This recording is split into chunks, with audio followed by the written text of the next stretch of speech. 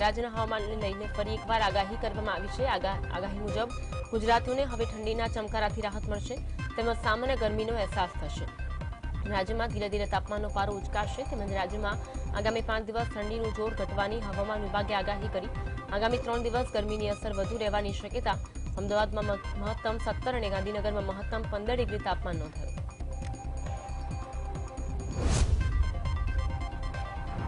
ગુજરાત આપની પાર્ટીના વધુ એક ભંગાણ થયું છે। 3 ફેબ્રુઆરીના રોજ વધુ 2 પૂર્વ ધારાસભ્ય ભાજપમાં જોડાશે। આમ આદમી પાર્ટીના ભૂપત ભાણી અરવિંદ લાડાણી ભાજપમાં જોડાશે। આ ઉપરાંત આમ આદમી પાર્ટીના જૂનાગઢ જિલ્લાના પંચાયત સભ્ય રામજી ચુડાસમા પણ ભાજપમાં જોડાશે। કોંગ્રેસના જૂનાગઢ તાલુકા પંચાયતના સભ્ય ભોળાભાઈ સોલંકી પણ ભાજપમાં જોડાશે। આ સિવાય જૂનાગઢ જિલ્લા પંચાયતના મહિલા અને બાળ વિકાસના પૂર્વ ચેરમેન સુનીતા ભાણી પણ ભાજપમાં જોડાશે।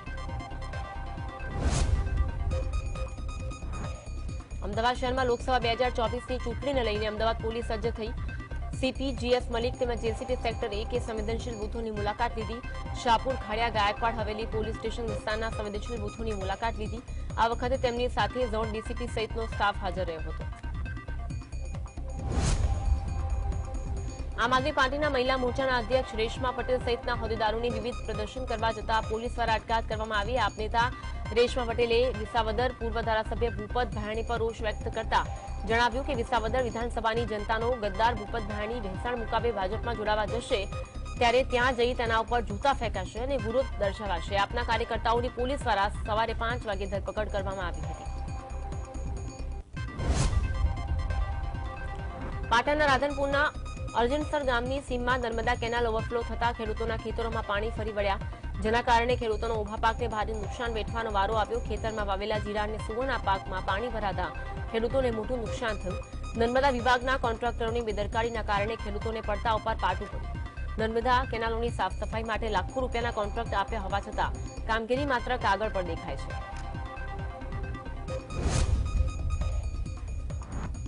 સુરેન્દ્રનગરના ખારાગોડાના રણ વિસ્તારમાં તંત્રની ઘોર બેદરકારીથી મીઠા ઉત્પાદનના પાટા પર પાણી ફરી વળ્યા। દહેગામ સુલતાનપુર પીપળી થાળા સહિતના વિસ્તારોમાં આવેલા મીઠાના પાટા પર નર્મદાની કેનાલ ઓવરફ્લો થતા આ સ્થિતિ ઉદ્ભવી જેના પગલે 500થી વધુ અગરિયાઓના મીઠાના પાટા ધોવાઈ ગયા। આ થઈ અગરિયાઓમાં તંત્ર સામે રોષ જોવા મળ્યો। મીઠાથી ઉત્પાદન ઘટવાની સંભાવના સાથે અગરિયાઓની કમર આર્થિક રીતે તૂટી જશે। જૂનાગઢ તોડકાંડ મામલે માસ્ટર માઇન્ડ તરલ ભટ્ટને જૂનાગઢ કોર્ટમાં રજૂ કરાશે। અમદાવાદ રિંગ રોડ વિસ્તારમાંથી તોડકાંડ મામલે મુખ્ય આરોપી તરલ ભટ્ટની ધરપકડ બાદ ડીજીપી વિકાસ સહાય તેની આકરી પૂછપરછ કરી। રાજ્યના સૌથી મોટા પોલીસના તોડકાંડમાં ફરિયાદ બાદ તરલ ભટ્ટ ભાગતો ફરતો હતો। તરલ ભટ્ટે ધરપકડથી બચવા હવાત્યા મારતા આગોતરા જામીન અરજી પણ કરી હતી। જોકે તરલના આગોતરા પર 6 ફેબ્રુઆરીએ વધુ સુનાવણી થાય તે પહેલા તેને એટીએસે દબોચી લીધો। બનાસકાંઠા જિલ્લાના વાવ પંથકમાં 3.5ની તીવ્રતાનો ભૂકંપનો આંચકો અનુભવાયો। અચાનક ધરા ધણધણતા જનજીવન પ્રભાવિત થયું। આ ભૂકંપનું કેન્દ્રબિંદુ વાવથી 21 કિલોમીટર ઉત્તરમાં નોંધાયું। વાવના લોધરાણી ગામ નજીક કેન્દ્રબિંદુ નોંધાયું હતું।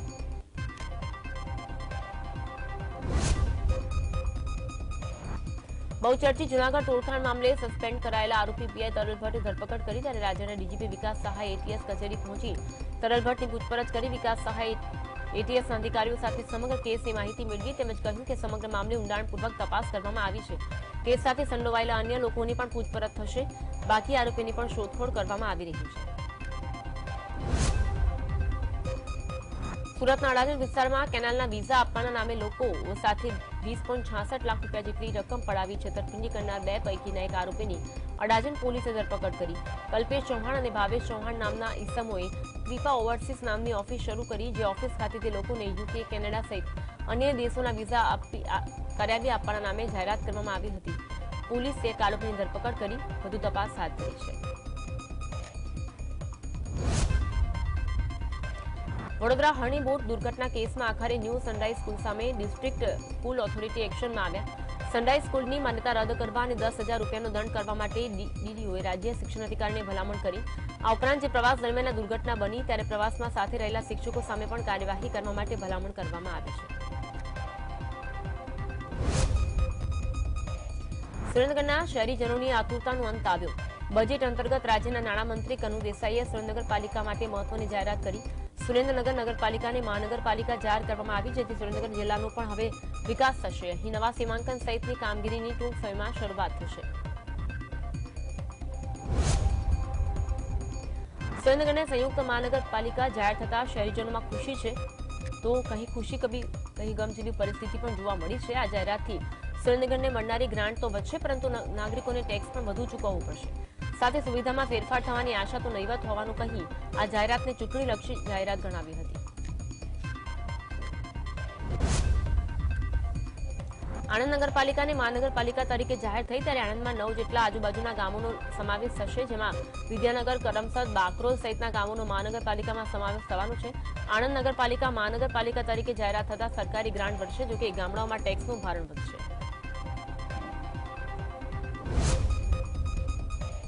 નવસારી શહેરની વર્ષો જૂની માંગને નાણાપ્રધાને પોતાના બજેટમાં સમાવી અને મહાનગરપાલિકા બનાવવાની જાહેરાત કરી, જેને પણ નાગરિકોએ પ્રતિક્રિયા આપી। આગામી લોકસભામાં ભાજપ આ જાહેરાતનો લાભ લેશે તેવી ચર્ચાએ જોર પકડ્યું। સાથે મહાનગરપાલિકાને શોભે તેવું આયોજન થશે તેવી પણ શહેરીજનોમાં આશા જાગી।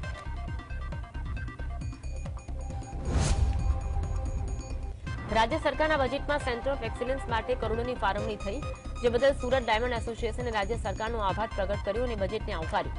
સુરત ડાયમંડ એસોસિએશન અને gems and jewellery promotion council દ્વારા સરકારના બજેટને આવકારવામાં આવ્યું। બંને સંસ્થાના અગ્રણીઓ દ્વારા જણાવવામાં આવ્યું કે સરકારની મહત્વની જાહેરાતના પગલે સુરતની ડાયમંડ ઇન્ડસ્ટ્રીઝને મોટો ફાયદો થાય તેવી આશા છે।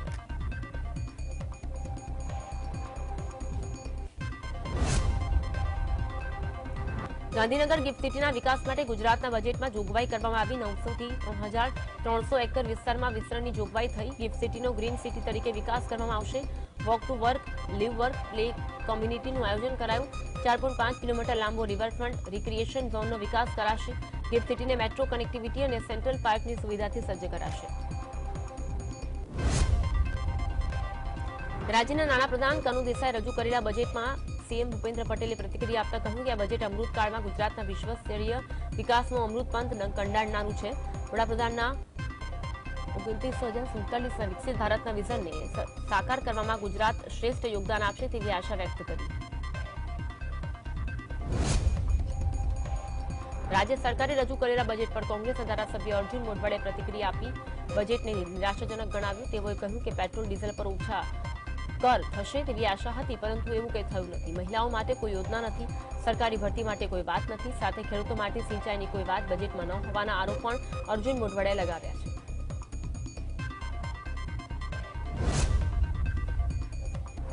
ગુજરાત સરકારના બજેટની જાહેરાત બાદ કોંગ્રેસના ધારાસભ્ય ગેનીબેન ઠાકોરે કેટલાક સવાલ કર્યા। તેમણે જણાવ્યું કે અમદાવાદ રાજકોટ 6 લેન રોડ મુદ્દે મારો સવાલ ગૃહમાં હતો, ત્યારે 2200 કરોડનું કામ વર્ષ 2020માં પૂર્ણ કરવાનું હતું, તે હજુ પૂર્ણ થયું નથી। કોરોના કાળમાં કામ ન થવાનું બહાનું મંત્રીએ જવાબ આપ્યો, પરંતુ સત્ય એ છે કે માર્ગ અને મકાન વિભાગે વાલી કંપનીઓને કામ આપેલું છે। અમારી માંગ છે કે આવી કંપનીઓને બ્લેકલિસ્ટ કરવામાં આવે। રોજિંદી વસ્તુઓના ભાવ વધવાથી સામાન્ય જનતા ત્રસ્ત છે। વાર્ષિક બજેટમાં રાહત મળે કે ન મળે, પરંતુ સામાન્ય જનતાને મોંઘવારીનો ડોઝ બારેમાસ નડે છે। શિયાળાની સિઝનમાં લસણનો ભાવ આસમાને પહોંચ્યો। કમોસમી વરસાદના કારણે લસણના પાકને ભારે નુકસાન થતા ધારો ઉતારો આવ્યો નથી, જેથી છૂટક બજારમાં લસણનો ભાવ 400 રૂપિયા કિલોએ પહોંચ્યો, તો લસણનો જથ્થાબંધ ભાવ 280 થી 330 રૂપિયા પ્રતિ કિલોએ બોલાઈ રહ્યો છે। જામનગરમાં રખડતા શ્વાનને લઈ વિપક્ષે અનોખી રીતે વિરોધ પ્રદર્શન કર્યું। વિપક્ષના નગર સેવિકા રચના નંદાણીયાએ 2 શ્વાન સાથે મહાનગરપાલિકા કચેરી પહોંચ્યા અને શ્વાનના ખસીકરણના બદલે શ્વાનના કાયમી નિરાકરણ માટે માંગ કરી।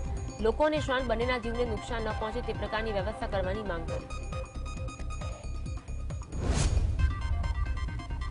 ગુજરાત યુનિવર્સિટી ઊંચી ફી ધરાવતા કોર્સિસ શરૂ કરી દીધા, પરંતુ તેમાં હજુ પણ વિષય ભણાવનારા શિક્ષકોનો કોઈ પત્તો નથી। 2 મહિનાથી ભણાવવાનું કોઈ ઠેકાણા ન પડતા યુનિવર્સિટી પર હલ્લાબોલ કરાયું। 4 કોર્સમાં ફેકલ્ટી નહીં હોવાના કારણે વિદ્યાર્થીઓએ બ્લેક ટી શર્ટ પહેરીને હાથમાં પ્લેકાર્ડ લઈ નારાઓ સાથે વિરોધ દર્શાવ્યો। તગડી ફી વસૂલી યુનિવર્સિટીએ છેતર્યા હોવાથી વિદ્યાર્થીઓમાં લાગણી ઉદ્ભવી છે। અમરેલીના ધારીના અંબરડી સફારી પાર્કમાં માદા વરુએ જન્મ આપેલા 6 બાળવરુના મોત થયા। એક સાથે 6 બાળવરુના મોત થતા પર્યાવરણ પ્રેમીઓમાં દુઃખની લાગણી છે। હજુ સપ્તાહ પહેલા વડાપ્રધાને અહીં 6 વરુને મુક્ત કરાયા હતા। જૂનાગઢના સક્કરબાગ ઝૂમાં 6 વરુનો ઉછેર અને 3 મહિના ક્વોરન્ટીન કર્યા બાદ અહીં આંબરડી સફારી પાર્કમાં છોડવામાં આવ્યા હતા। રાજ્યમાં દિવાળિયા સફારી પાર્ક અને નડાબેટમાં પણ સક્કરબાગમાંથી ઉછરેલા વરુઓને મુક્ત કરવામાં આવ્યા છે।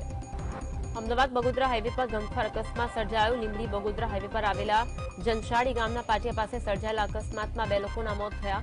અન્ય 20 લોકોને ઈજાઓ પહોંચી। બંધ પડેલ પથ્થર ભરેલ ડમ્પર પાછળ ખાનગી લક્ઝરી બસ ઘૂસી ગઈ।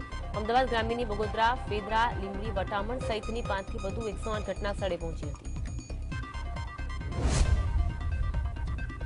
રાજકોટ જિલ્લામાં આવેલી ઉપલેટા કોર્ટે નવજાત બાળકને તરછોડવાના ગુનામાં પરપ્રાંતીય માતા પિતા અમદા માલિયાને તેમજ માતા પાંડીબેનને 2 વર્ષની જેલની સજા અને દંડ 5000નો ફટકાર્યો। ઉપલેટા શહેરના પાટણવાવ રોડ પર વર્ષ 2021માં માલઢોર ચરાવતા એક માલધારીને પાટણવાવ રોડ પર આવેલા પોલીસ ચોકી પાસેના પુલ પાસેથી અવાવરૂ જગ્યામાં એક રડતું બાળક મળી આવ્યું। વલસાડમાં ફરી એક વખત હાર્ટ એટેકના કારણે 51 વર્ષીય રાજેશ સિંઘ નામના વ્યક્તિનું મોત થયું। વ્યક્તિ નોકરી અર્થે જઈ રહ્યા હતા તે દરમિયાન રસ્તા પર ચાલતા ચાલતા હાર્ટ એટેક આવ્યો હતો અને તેઓ ઢળી પડ્યા હતા। જોકે હોસ્પિટલ લઈ જતા ડોક્ટરોએ તેમને મૃત જાહેર કર્યા હતા। સુરત શહેરના પાંડેસરા વિસ્તારમાં એક યુવકની હત્યા કરી દેવામાં આવી। જ્યાં યુવક રાત્રે કામ પર જવા નીકળ્યો હતો ત્યારે અજાણ્યા શખ્સોએ યુવક પર પથ્થર મારી હત્યા કરી। તો હાલ પાંડેસરા પોલીસે તપાસ હાથ ધરી છે।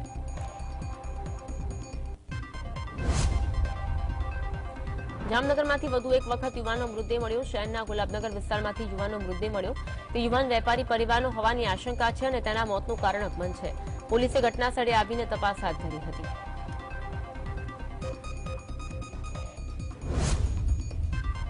જૂનાગઢમાં આવેલી યુનિયન બેંક ઓફ ઇન્ડિયાના મેનેજર બેંક બહાર ફાંસો ખાઈને આપઘાત કરતા ચકચાર મચી। બેંક બહાર રેલિંગ પર ફંદો બનાવી બેંક મેનેજરે સિયારામ પ્રસાદે ફાંસો ખાઈ લીધાની ઘટના સીસીટીવીમાં કેદ થઈ। સિયારામ પ્રસાદે વહેલી સવારે 4:30 વાગ્યાના અરસામાં ભરેલું આ અંતિમ પગલું સીસીટીવીમાં કેદ થયું। પોલીસે આ અંગે તપાસ હાથ ધરી। જામનગર તાલુકાના સિક્કા ગામે હમઝા સંધા નામના 19 વર્ષીય યુવકે અગમ્ય કારણોસર આપઘાત કરી લીધો। યુવાને ગળે ફાંસો ખાઈ આપઘાત કરતા પહેલા પોતાનો વિડીયો બનાવ્યો। તેણે સોરી મોમ ડેડ લખેલ વિડીયોમાં સોશિયલ મીડિયામાં વાયરલ થયો। આ મામલે તપાસ હાથ ધરાઈ।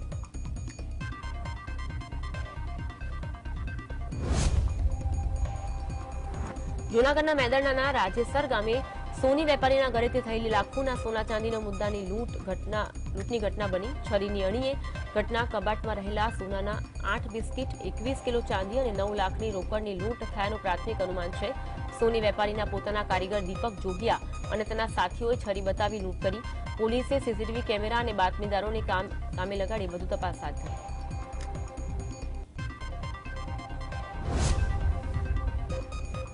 બનાસકાંઠાના પાલનપુરના પારપડા, મોઢિયા અને ભૂતેડી ગામે તસ્કરો ત્રાટક્યા અને 3 ગામની દૂધ મંડળીના તાળા તૂટ્યા। ભૂતેડી ગામ તો બેંકનું તાળું પણ તૂટ્યું, જ્યારે પારપડા ગામે બાઇકની ઉઠાંતરી કરી તસ્કરો ફરાર થયા।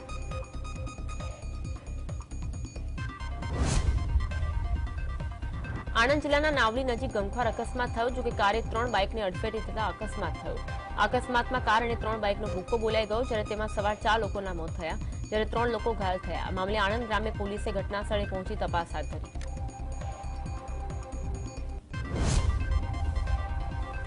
દેવભૂમિ દ્વારકાના ખંભાળિયા હાઈવે પર ગમખ્વાર અકસ્માત થતા 2 લોકોના મોત થયા। પૂરપાટ ઝડપે પસાર થઈ રહેલી કાર પલટી ખાઈ જતા 2 લોકોના મોત થયા। કારમાં સવાર અન્ય 2 વ્યક્તિઓને ઈજા થતા સારવાર અર્થે ખસેડાયા।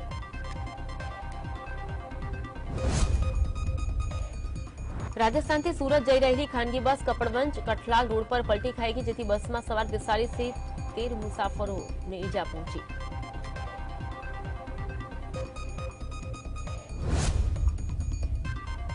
ભરૂચ જિલ્લામાં એસવીએમ સ્કૂલની બહાર મુખ્ય માર્ગ પર એક બાઇકમાં અચાનક આગ લાગી। આગમાં આખું મોપેડ બળીને ખાખ થયું। આગ લાગવાના કારણે મુખ્ય રસ્તા પર દોડધામ મચી। આગમાં સદનસીબે કોઈ જાનહાનિ થઈ ન હતી। સુરતના પાંડેસરા વિસ્તારમાં આગની ઘટના બની, જ્યાં ગોરજીવાડામાં કેમિકલના ગોડાઉનમાં આગ લાગી તો આગ લાગતા કારીગરોમાં દોડધામ મચી। ફાયરની ટીમે આગ પર કાબુ મેળવવા માટે તજવીજ હાથ ધરી, જોકે આગ લાગવાનું કારણ અકબંધ છે। વડોદરા શહેરના કારેલીબાગ વિસ્તારમાં રહેતા યુવકને બ્રેન સ્ટ્રોકના પગલે બ્રેન ડેડ થઈ જતા તેના અંગનું દાન કરવામાં આવ્યું। 25 વર્ષના આદિત્ય જૈનના અંગોનું પરિવારજનો દ્વારા અંગદાન કરવામાં આવતા અન્ય 4 લોકોને જીવતદાન મળશે। ગીર સોમનાથના વડામથક વેરાવળમાં ટાવર ચોક ખાતે ટ્રાફિક સપ્તાહની ઉજવણી થઈ। સિટી પીઆઈ અશોક મકવાણાએ લીલી ઝંડી આપી કાર્યક્રમની શરૂઆત કરાવી। ટ્રાફિક પોલીસના જવાનોએ શહેરના મુખ્ય માર્ગ પર જાગૃતતા અભિયાન અંગે બાઇક રેલી યોજી। આ ઉજવણીમાં જિલ્લા ટ્રાફિક પોલીસ, સિટી પીઆઈ તથા સામાજિક સંસ્થાઓ ઉપસ્થિત રહી। જ્ઞાનવ્યાપીના વ્યાસ બોરામાં પૂજા રોકવા અંગે સંબંધિત અરજી પર હાઈકોર્ટે તાત્કાલિક સુનાવણી કરવાનો ઇનકાર કર્યો, જેથી જ્ઞાનવ્યાપીના વ્યાસ બોરામાં પૂજા ચાલુ રહેશે। અલ્હાબાદ હાઈકોર્ટે મુસ્લિમ પક્ષની અરજી પર પૂજા પર પ્રતિબંધનો આદેશ આપ્યો નથી। કોર્ટે એડવોકેટ જનરલને પણ કાયદો અને વ્યવસ્થા જાળવવા આદેશ કર્યો। હવે આ કેસમાં આગામી સુનાવણી 6 ફેબ્રુઆરીએ થશે। ઉલ્લેખનીય છે કે વારાણસીમાં 30 વર્ષ બાદ ફરી એકવાર જ્ઞાનવ્યાપી મસ્જિદમાં પરિસરમાં વ્યાસના બોરામાં અડધી રાત્રે 2 વાગે પૂજા થઈ હતી। આમ આદમી પાર્ટી દ્વારા દિલ્હીમાં મેયરની ચૂંટણીના ગેરરીતિનો આરોપ લગાવી વિરોધ પ્રદર્શન થયું। આ વિરોધ પ્રદર્શનમાં દિલ્હીના મુખ્યમંત્રી અને પંજાબના મુખ્યમંત્રી પણ સામેલ થયા। ત્યારે વિરોધ પ્રદર્શન પહેલા કેજરીવાલે આપના કાર્યકર્તાઓને સંબોધિત કર્યા। કેજરીવાલે કહ્યું, ચંદીગઢના મેયર અમારી પાર્ટીના છે કે ભાજપની પાર્ટીના છે તેનાથી અમને કોઈ ફરક નથી પડતો। પાર્ટીઓ આવતી જતી રહેશે, પરંતુ દેશ સાથે રમત ન કરવી જોઈએ। ભાજપે ચૂંટણી સાથે રમત શરૂ કરી છે। દિલ્હીના મુખ્યમંત્રી અરવિંદ કેજરીવાલને દારૂ કૌભાંડ કેસમાં પૂછપરછ માટે બોલાવવામાં આવ્યા હતા, પરંતુ તેઓ ઈડી સમક્ષ હાજર ન થયા। 5મી વાર હશે જ્યારે કેજરીવાલે ઈડીના સમન્સની અવગણના કરી। આ અંગે આમ આદમી પાર્ટી તરફથી એક નિવેદન જારી કરવામાં આવ્યું, જેમાં કહેવામાં આવ્યું કે ઈડી દ્વારા મોકલવામાં આવેલું સમન્સ ગેરકાયદેસર અને બેજવાબદારી ભર્યું છે। ચંદીગઢ મેયર ચૂંટણીના પરિણામો સામે આમ આદમી પાર્ટી દિલ્હીમાં વિરોધ પ્રદર્શન કર્યું। જો કે આ પહેલા પણ દિલ્હી પોલીસે આ પ્રદર્શન રોકવા માટે વિવિધ સ્થળોએ બેરિકેડ લગાવી દીધા। સાથે પંજાબ અને હરિયાણાથી વિરોધ પ્રદર્શનમાં સામેલ થવા આવી રહેલા આપ કાર્યકર્તાઓએ પોલીસે સિંધુને ટીકરી બોર્ડર પર અટકાવ્યા। દિલ્હી પોલીસનું કહેવું હતું કે તેણે સિંધુ બોર્ડર પર આપના 25 કાર્યકર્તાઓની અટકાયત કરી। આ તમામ પાર્ટીના પંજાબ અને હરિયાણા યુનિટના કાર્યકર્તા છે। પોલીસને શંકા છે કે દિલ્હીમાં યોજાનાર પાર્ટીના પ્રદર્શનમાં ભાગ લેવા તેઓ જઈ રહ્યા હતા। દિલ્હીમાં એક બાજુ જ્યાં આપની પાર્ટી દિલ્હી મેયરની ચૂંટણીમાં ગેરરીતિ મામલે ભાજપ સરકારને ઘેરી રહી છે, તો બીજી બાજુ દિલ્હીમાં કેજરીવાલની હાજરીમાં રાજ્યના એકમમાં ભ્રષ્ટાચારને લઈ બીજેપીએ આપના કાર્યાલય પાસે વિરોધ પ્રદર્શન કર્યું। ભાજપના કાર્યકર્તાઓ દિલ્હીના મુખ્યમંત્રી કેજરીવાલ વિરુદ્ધ સૂત્રોચ્ચાર કર્યા અને તેમના રાજીનામાની માંગ કરી। ભાજપના પ્રદેશ અધ્યક્ષ વિરેન્દ્ર સચદેવાએ કહ્યું કે કેજરીવાલ સરકાર ભ્રષ્ટાચારનો પર્યાય બની ગઈ છે। યુનિફોર્મ સિવિલ કોડ એક્ટ માટે રચવામાં આવેલી નિષ્ણાત સમિતિ ઉત્તરાખંડ સરકારને તેનો અંતિમ રિપોર્ટ સોંપ્યો। આ દરમિયાન ઉત્તરાખંડના સીએમ પુષ્કરસિંહ ધામીએ કહ્યું, અમે ઘણા સમયથી આ ડ્રાફ્ટની રાહ જોઈ રહ્યા હતા। હવે કમિટીનો રિપોર્ટ મળ્યા બાદ અમે આ અંગે આગળ વધીશું અને તમામ ઔપચારિકતાઓને પૂર્ણ કર્યા બાદ તેને વિધાનસભામાં રજૂ કરીશું। યુસીસીનો આ રિપોર્ટ 3 ફેબ્રુઆરી મળનારી કેબિનેટ બેઠકમાં લાવવામાં આવશે। કેબિનેટની મંજૂરી બાદ યુસીસીનો ડ્રાફ્ટ વિધાનસભામાં રજૂ કરવામાં આવશે। ઝારખંડના પૂર્વ મુખ્યમંત્રી હેમંત સોરેને સુપ્રીમ કોર્ટ તરફથી મોટો ઝટકો લાગ્યો। કોર્ટે ધરપકડ સામે સોરેનની અરજી પર સુનાવણી કરવાનો ઇનકાર કર્યો। સુપ્રીમ કોર્ટે તેમને કહ્યું કે તમારે પહેલા હાઈકોર્ટ જવું જોઈતું હતું। કોર્ટે કહ્યું કે જો અમે એક વ્યક્તિને પરવાનગી આપીએ તો બધાને આપવી પડશે। તપાસ એજન્સીએ 31 જાન્યુઆરીની રાતે સોરેનની ધરપકડ કરી હતી। ચંપાઈ સોરેને ઝારખંડના નવા મુખ્યમંત્રી તરીકેના શપથ લીધા। રાજ્યપાલ સીપી રાધાકૃષ્ણને ચંપાઈ સોરેને મુખ્યમંત્રી પદ અને ગોપનીયતાના શપથ લેવડાવ્યા, જે બાદ રાજ્યપાલે નવા મુખ્યમંત્રીને અભિનંદન પાઠવ્યા। ચંપાઈ સોરેન પ્રથમ વખત 1991માં સરાયકેલાથી પેટા ચૂંટણી જીતી હતી। તેઓ 7 વખત ધારાસભ્ય રહી ચૂક્યા છે। ઝારખંડમાં ચંપાઈ સોરેને મુખ્યમંત્રી પદના શપથ લઈ લીધા, પણ જેએમએમ કોંગ્રેસની હેમંત સોરેનની ભાભી સીતા સોરેન ભાજપ સાથે મળી ખેલ કરી નાખશે એવું ડર છે। હેમંતના પતિ કલ્પનાને મુખ્યમંત્રી બનાવવા સામે સીતાને હેમંતના નાના ભાઈ બસંત સોરેનને વિરોધ હતો। હેમંતે બસંતને નાયબ મુખ્યમંત્રી મનાવી લીધા, પણ સીતા હજુ નારાજ છે। એ જોતા વિશ્વાસના મત સમયે ખેલ થઈ જવાની શક્યતા નકારી ન શકાય। ઝારખંડ કોંગ્રેસ અને આરજેડી પાસે કુલ મળીને 47 ધારાસભ્યો છે, જેથી અત્યારે ચંપાઈ પાસે સ્પષ્ટ બહુમતી છે, પણ સીતા સોરેન સાથે 17 થી 18 ધારાસભ્યો હોવાનો દાવો થઈ રહ્યો છે। બિહારમાં ભાજપે નીતિશ કુમાર સાથે જોડાણ કરતા એનડીએમાં ડખા શરૂ થઈ ગયા। બિહારમાં લોકસભાની 40 બેઠકો છે અને એનડીએમાં ભાજપ અને જેડીયુ ઉપરાંત ચિરાગ પાસવાન, પશુપતિનાથ પારસ, ઉપેન્દ્ર કુશવાહા અને જીતનરામ માઝી એમ 4 સાથી છે। ભાજપ ચારેયને 3-3 બેઠકો આપે તો પણ જેડીયુ અને ભાજપ પાસે 14 બેઠકો રહી જાય કે જેના માટે જેડીયુ તૈયાર નથી। જેડીયુને 2019માં લડ્યા હતા એ તમામ 17 બેઠકો જોઈએ છે। બીજી તરફ નીતિશ કુમાર સામેના વિરોધના કારણે એનડીએને છોડનારા ચિરાગ પાસવાને પણ 2019માં પોતાની પાર્ટી લડી હતી એ 6 બેઠકો આ વખતે પણ પોતાને આપવા માંગણી કરી છે। પશ્ચિમ બંગાળમાં સીપીએમ સહિતના ડાબેરી પક્ષોના નેતાઓને રાહુલ ગાંધીની ભારત જોડો ન્યાયયાત્રાના મંચ પરથી મમતા બેનર્જી સામે પ્રહાર કરતા મમતા બેનર્જીની તૃણમૂલ કોંગ્રેસ અને કોંગ્રેસ વચ્ચે જોડાણની રહી સહી આશા પણ સમાપ્ત થઈ ગઈ। સીપીએમના નેતા મોહમ્મદ સલીમે દાવો કર્યો કે સીપીએમ અન્યાય સામે લડવા માટે રાહુલની ન્યાયયાત્રામાં જોડાઈ છે। કોંગ્રેસ અને ડાબેરી પક્ષો એક થઈ મમતા અને ભાજપ સામે લડશે જોતા પશ્ચિમ બંગાળમાં ત્રિપાંખીય જંગ નક્કી છે. મમતા બેનર્જી પહેલા જ કોંગ્રેસ સાથે જોડાણની શક્યતા પર પૂર્ણવિરામ મુકાઈ ગયો હોવાનો સંકેત આપી ચૂક્યો છે.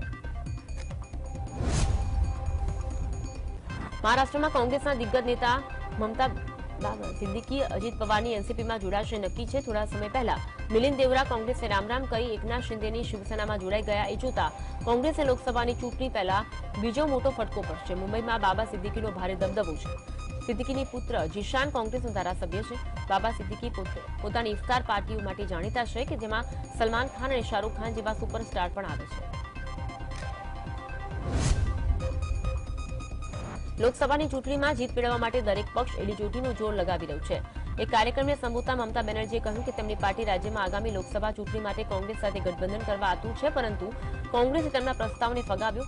મમતાએ આગળ કહ્યું કે અમે ગઠબંધન કરવા માંગતા હતા, પરંતુ કોંગ્રેસ સહમત ન હતી. ચૂંટણીમાં ભાજપને મદદ કરવા માટે તેઓએ સીપીઆઈએમ સાથે હાથ મિલાવ્યો, જેથી ભાજપ સામે લડવામાં અમે એકલા છીએ. કોંગ્રેસના મહાસચિવ જયરામ રમેશે પશ્ચિમ બંગાળના સીએમ મમતા બેનર્જીના નિવેદન પર કહ્યું, ઇન્ડિયા ગઠબંધનમાં કોંગ્રેસ, તૃણમૂલ કોંગ્રેસ, સીપીએમ મળીને કુલ 27 પક્ષો છે અને દિલ્હીમાં ઇન્ડિયા ગઠબંધનની સરકાર જ બનશે. બંગાળના ભાજપની 18 બેઠકોને શૂન્ય સુધી ઘટાડવી એ મમતા બેનર્જીની પ્રાથમિકતા છે. આ અમારો ઉદ્દેશ પણ છે. ટીએમસી ઇન્ડિયા ગઠબંધનમાં સામેલ છે અને અમારા બાજુથી વાતચીત સમાપ્ત થઈ નથી.